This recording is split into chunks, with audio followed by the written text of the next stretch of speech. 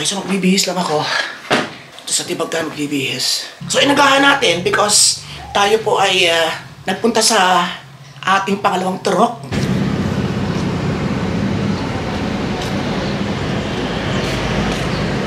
Sakit. Okay, so pangalawang turok and then yung ano raw, pangatlo at pangapat, doon na tayo sa provincial hospital. Medyo makirot ngayon. Tara.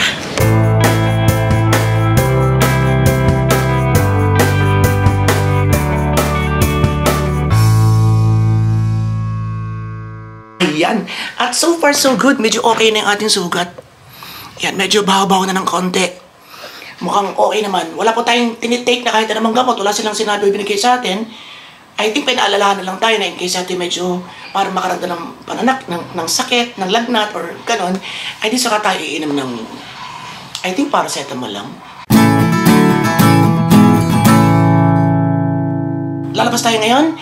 Diyan lang po kayo at marami tayong pagkikwentuhan.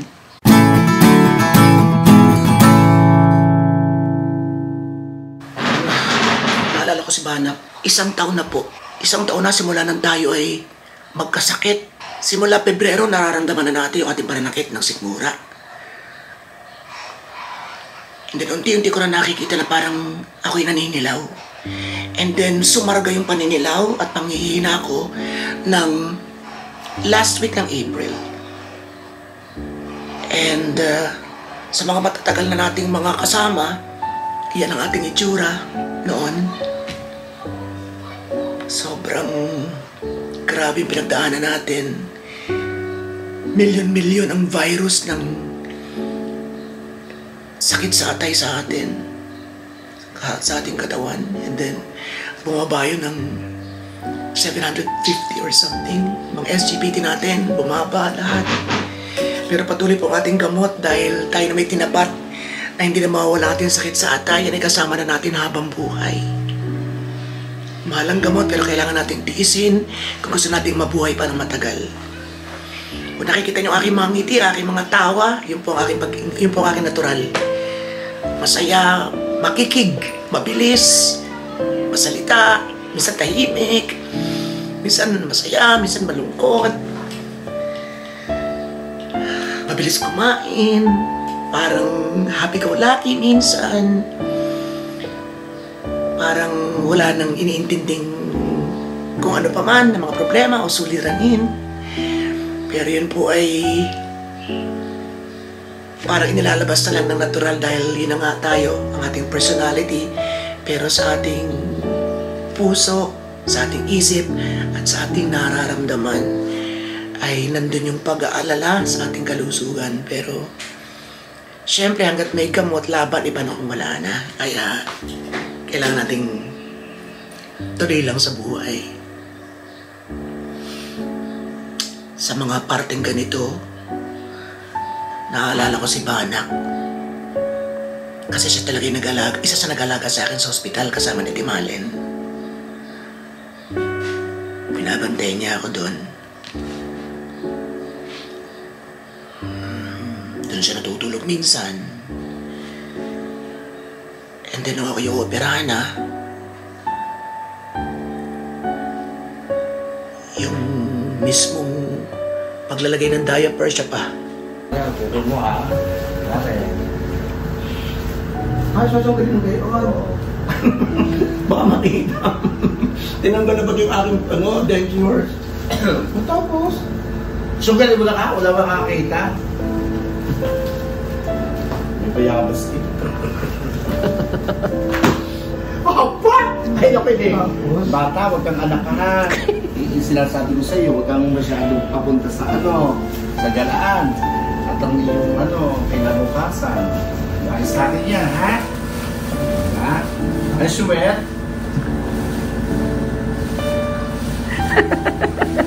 Yan po, katutubong mga yan.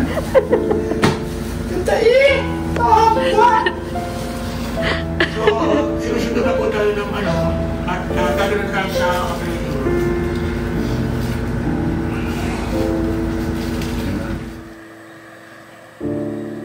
Ayun, so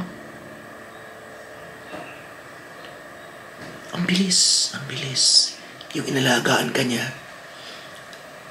May isa pa kaming kaibigan na gusto rin niyang alagaan, kaya gusto niya magtagal dito. Kasi may nararamdaman na rin.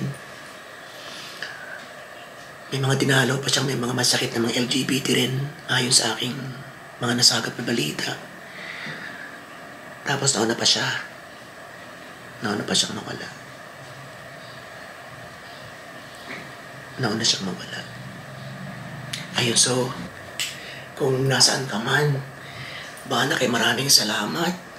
At naalala ko lamang ang bilis ng isang taon. Naalala ko lamang yung ano niya.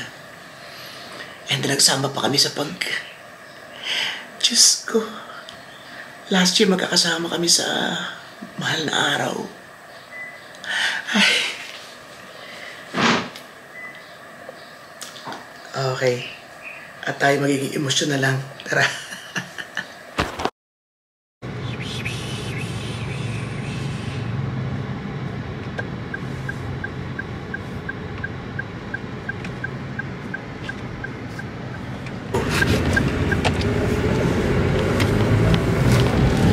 Yan, nakikita yung mga punong yan. Tinatanggal yan. Yan yung mga Nara ba? Mga mahogany. Palalakihin kasi ito.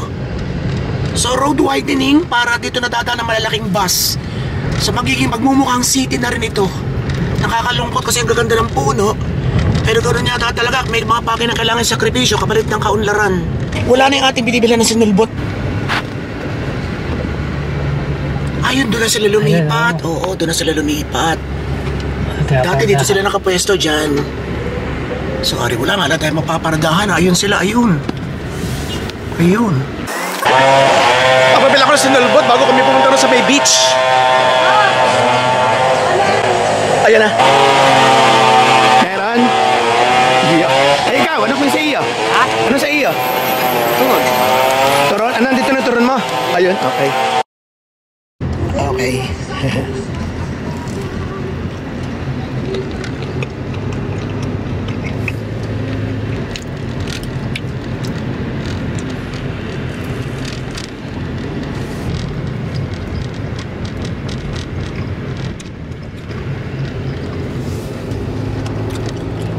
Labo ng dagat. Brown. Ba't ang labo ng dagat? Ang puno, oh. Labo. Labo, oh. Labo ng dagat. Ba't na yun? Ano sa karoy asol-asol eh? Ano nangyari dyan? Ayan, ang init pa. So paano ako makakaano dyan?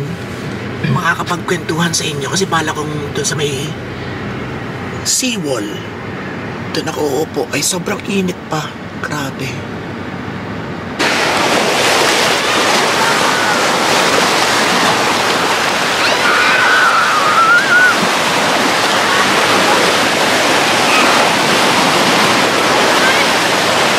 Sarang, hindi ko lang kung magkakarinigan tayo kasi ang lakas ng alon. Bibili ako ng microphone ko, o-order na ako sa TikTok mamaya. Naka-order na ako ng ilaw na kumbaga ring light pero yung square. And then may mga ilan pa akong order na kailangan natin sa pagbablog. Because meron tayong isang special na lugar na gagamitin sa loob ng maraming araw. Malalaman niyo yung susunod nating vlog kung ano yan. Secret muna. Ito kasi timbre sa akin ni Dexter. Masarap daw. Sa pangatlong bili ko na to, actually masarap nga. Probiotic drink fiber. Ayan. Delight to, baka na mern.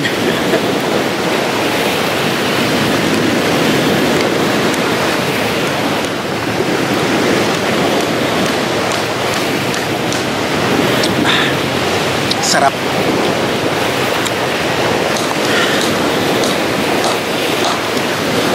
Tama ang lugar na ito. Kasi bukod kay Joseph, malimit din kami pumunta dito ni Banak noon. Baka kami si Kumare. Lalo na ngayon na isang taon na simula na ako magkasakit sa atay. At sa katapusan ng April, isang taon na rin simula na ako yung maoperahan. Na yun nga, siya pa yung naglagay sa akin ng diaper, siya yung nagupit ng mga kuko ko kasi kailangan daw mga ganun-ganon requirements kumbaga sa paparating ko operasyon sa kinabukasan. So, siya talaga yung parang nagbisto lang yaya. Yun, parang ganun ang peg niya. Voluntaryo naman niya. Kaya, syempre, hindi ko rin siya pinabayaan nung mawala siya. Ay, nako. Ang sayo ng mga bata.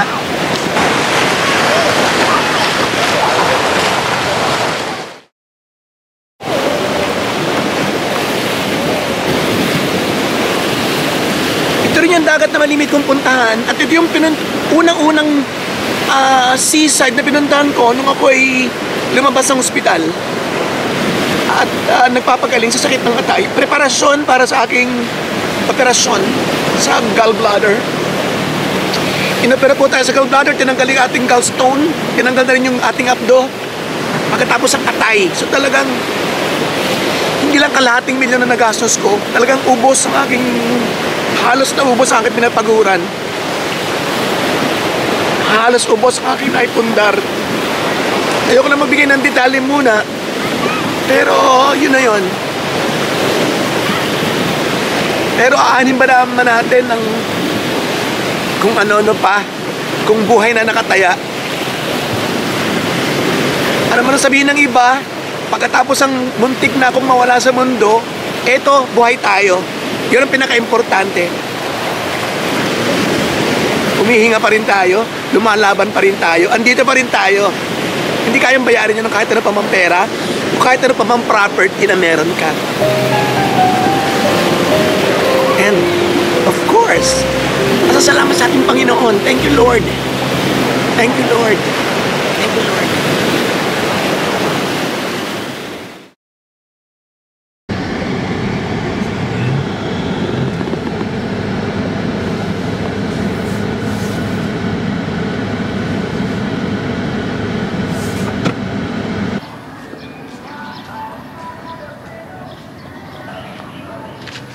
Hindi namin matandaan ni Cesar. Pero, parang ano yun eh.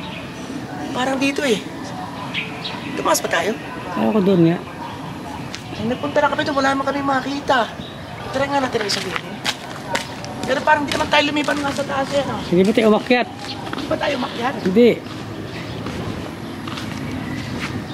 Sige, isa pa dito.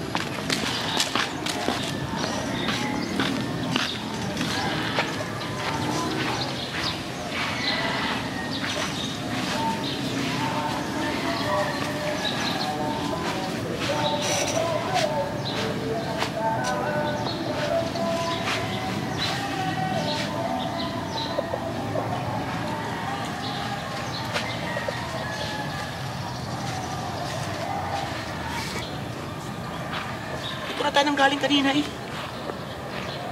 Kailangan matandaan na natin ngayon para hindi na tayo maligaw sa susunod. Baka naman tayo kuritin na naiiba, anak. Oh, dito. Hoy, dito kayo pasang ika dyan. Nasaan yun? Hanapin mo rin ha? Ano apelido nun? Ba't tayo maghanap? Mendoza. Mendoza.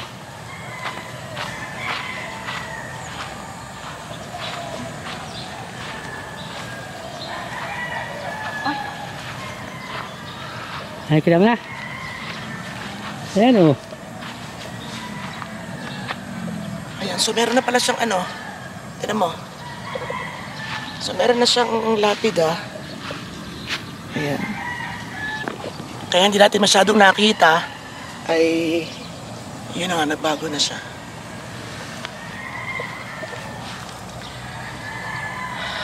Sobrang init. Pray lang ako.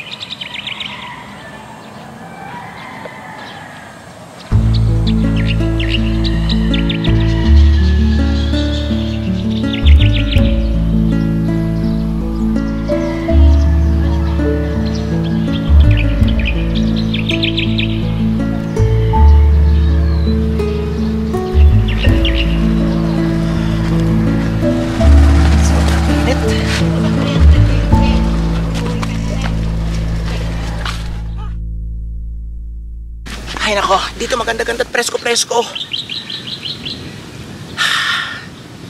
Araw-araw tayo nandito sa inay. Basta tayo nasa labas, hindi maaaring hindi tayo pupunta sa inay. Yun ay pangako ko na hindi ko sisirain habang ako'y nabubuhay. Ilangan kaya kong iganti sa kanilang sa kanilang pagmamahal sa akin. Lumindol pa kahapon ng malakas. And kung i-connect natin kay Richard, takot na takot yan diyan. Si Richard yung maraming mga, ano bang tawag doon? May tawag Mindoro doon maraming irihiya.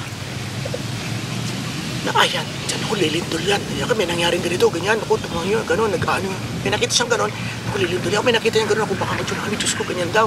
May nakita gano'n. Huwag mong pansinin, huwag kang umimik. Ano ka pa? So, magagalit sa amin yun. Magagalit na ganyan. Hindi dapat ganun ang ginawa ninyo. Hindi tinatawanan ng ganyan. Tito Robert or Tito Precious or mga ganyan mga kaibigan namin. Uy, bakit ano kayo? Ganyan. Kung ayaw niyo maniwala ganyan, dapat maniwala. Ganun siya. So, yun naman ay open naman si Banak about that. At talagang matatak.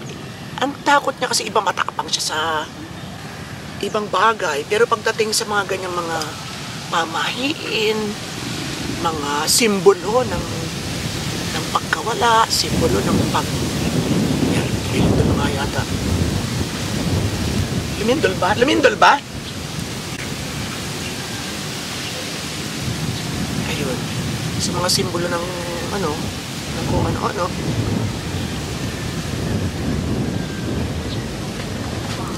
Nasaan si Nasaan na si SR? Ayun. Nandun pala naglalaro.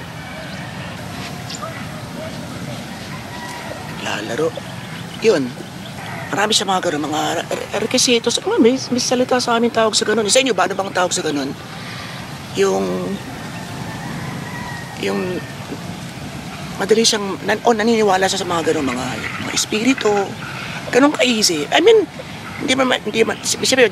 siyempre, pinag-iisipan mo rin minsan na parang may mga bagay na parang nagpapatunay na parang totoo nga, parang hindi. Yun lang, pero sa kanya talaga parang sa kanya is mga 99% na totoo o naniniwala siya sa ganun. Kaya minsan nagkaka-conflictan kami magkakaibigan, ganun lang naman magkakaibigan. Lalo pa kung prangka ka, lalo pa kung hindi ka oo ng oo. Ako kasi non-conformist. Hindi ko mo kapamilya kita kahit hindi maayos yung ginawa mo or yung choice mo, ay wala kang maririnig sa akin, may maririnig ka pa rin sa akin, pero ako yung hinahayaan ko na lang. Kaya nga sa politika, di ba nasabi ko sa inyo, so kahit pa nagpapahayag ako ng paalaala sa aking mga kapatid, na ganyan, pahala sila. Because, yung isa kong kapatid, Duterte, yung isa kong kapatid, Marcos, yung isa kong kapatid, Pink, kina Lenny, yung isa kong kapatid, parang, ang tawag dito, si Manny Pacquiao, ang kanyang presidente last time. Yung isa kong kapatid, hindi ko alam si Kuya Lito. Yung isa kong kapatid sa Batangas ay siya, parang hindi lang DDS kundi Uniteam. Yun. So, minsan nagtatalo kami hindi ba nagtatalo kundi sinasabi ko yung parang hindi ako naniniwala sa ganyan, tapos sasabihin din niya na ay siya bahala kayo, pero sa akin ganito yan, oo maniwala ka bang ganyan yan. So diskusyon kaibigan, ayos lang yan, ganoon lang kami. Dito na tayo. Iyan. At sa isang araw makakasama naman natin si Arnel, tutulungan naman natin siya. Okay, and pupunta kami doon sa resort. Babalik kami doon, welcome kami ang Villa Aguida Events Place sa Comunal. Ay nako, mga taga-Oriental Mindoro, Calapan particularly, mga taga-Calapan, ay nako, din kayo magdao sa inyong mga okasyon. Ang ganda. Okay, so that's it mga kaibigan. Nagkaroon tayo ng magandang kwentuhan at muli nating nalaalang tulong na ibinigay sa atin ni Richard sa atin last year. Maraming salamat sa inyong lahat. Si Friend Robato, sa inyo gusto ko sa mas at mabuhay lahat ng Pinoy sa masulok ng world. Robotology pa more and more and more. Thank you.